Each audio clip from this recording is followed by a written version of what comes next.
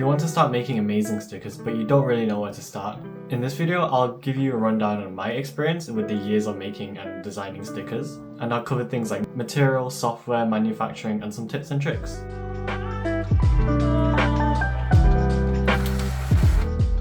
So first off, you need an idea. You have an amazing idea in your head, but you don't really know where to put that. Well, put it down on paper. Best thing to do. Start sketching. If you want to make stickers that are more sellable, relatable and funny stickers are kind of popular right now for artists. I know, especially in the cute art style, which is more simplified, which is ideal because due to the nature of sticker sizes, they're only about like 3 inches max, a size popular for stickers and sticker manufacturers. However, I think it's important to design stickers that's personal to you and your style, and that targets your audience too. If you're a food illustration artist, design food illustration stickers. Ultimately, you are the artist, so you get to decide. So next, drawing and formatting it. You can use any software that you're comfortable with. Personally, I use Photoshop and Clip Studio Paint. I know it's popular to use Procreate for drawing on iPads. I don't have an iPad, but I've tried it, it's pretty good. And don't forget, pen and paper if you're a traditional artist. As long as you have a high quality scanner that can scan in possibly 600 dpi or more. Not really because of the size of the sticker, but more because you want to have a piece of artwork that's rescalable. So having a scanner that can do, 1000 dpi, you can keep the quality of the artwork, even if you scale it up. Same goes for digital drawing. I know a lot of people wonder what kind of canvas size people draw on, and it ultimately depends on where that artwork is going to be shown. For stickers, I never draw to scale, so 3 inches is way too small as a canvas.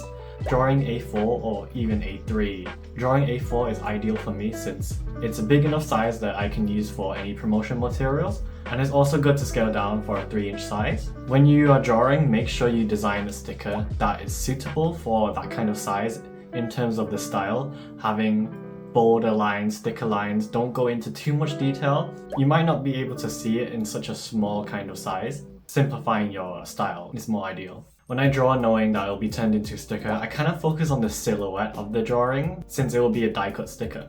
I'll talk about it later and what that means in terms of stickers manufacturing.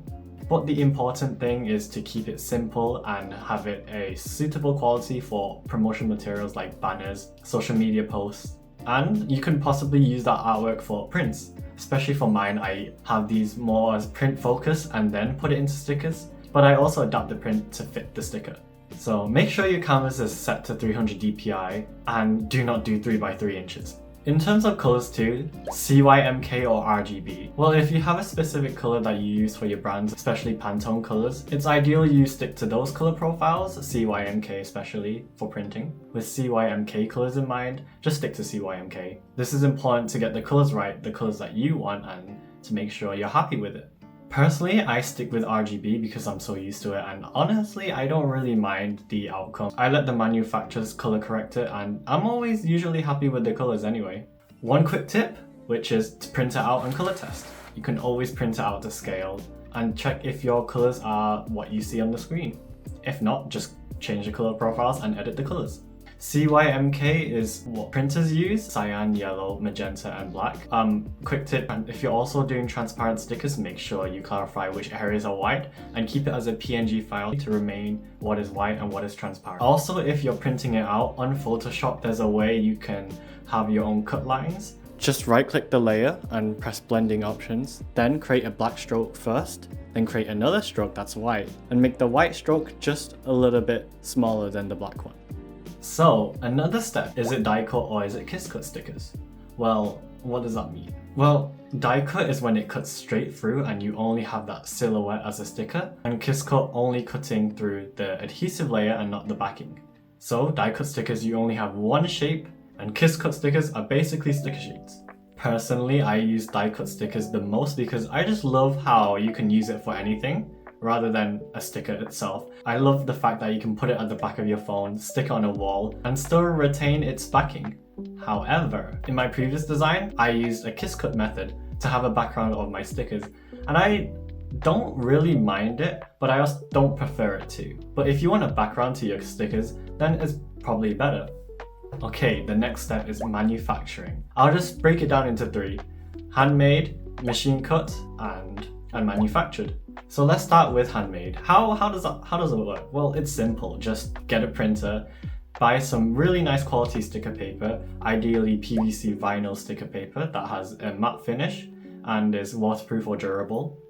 This is just to have that better quality sticker, you know, not that address label kind of stickers that will just fade away if you rub it. Also, you don't need to add a finish to it because it already has a matte finish and is waterproof. And you just put it in the printer. As long as it's compatible with your printer, you know, make sure it's not too thin but not too thick that your printer will jam. Check if your printer's inkjet as well and the paper is suitable for inkjet. And you just cut it with scissors.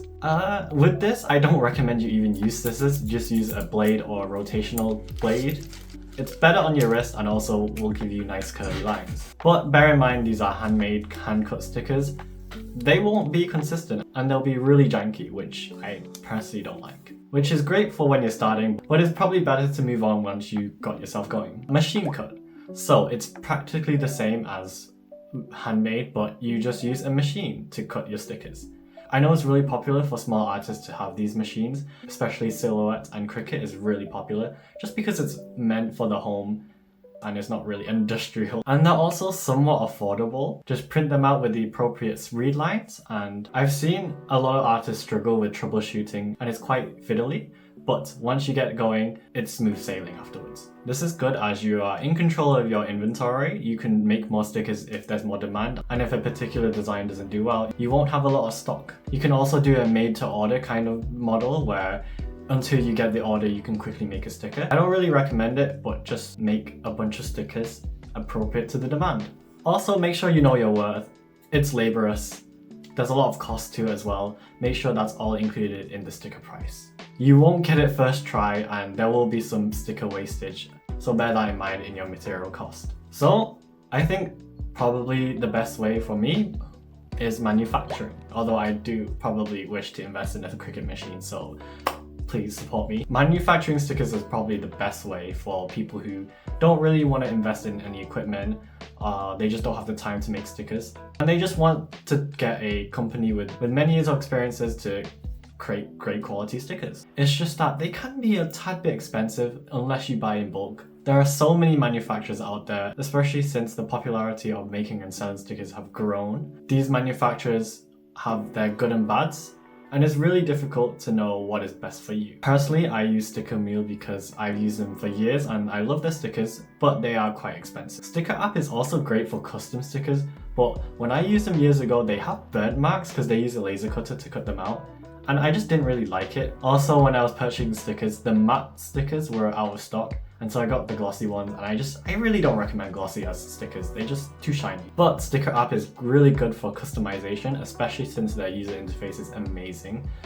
You can specify what areas you want holographic, glitter. You can have transparent stickers. I made transparent stickers with them and I really like it, but do clarify what is white.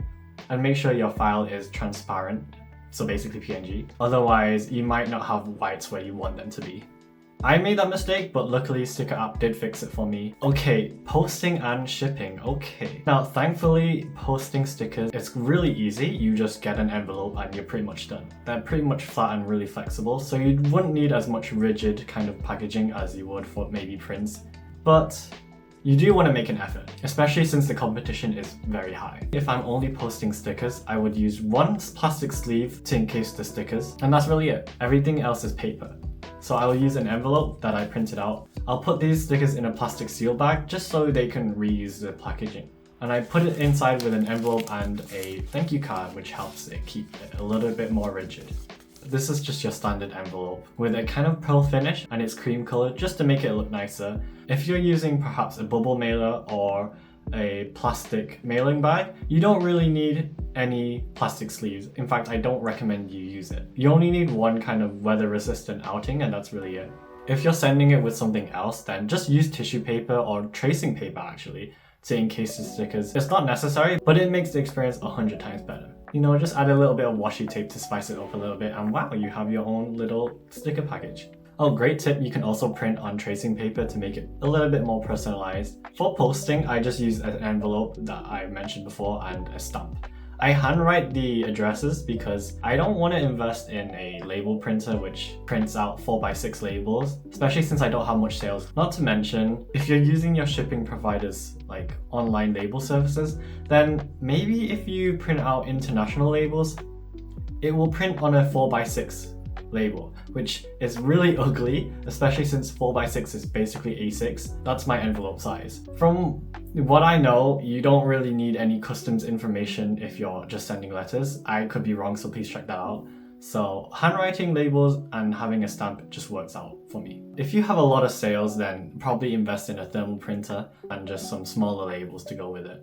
But yeah, guys, thank you so much for watching. I hope you found this very valuable and you are now knowledgeable in making and designing stickers. Honestly, have fun and just try it. Feel free to check out my Instagram where I have my nice little drawings. Check out my shop too where I have my lovely stickers. Oh my gosh, that's it's upside down.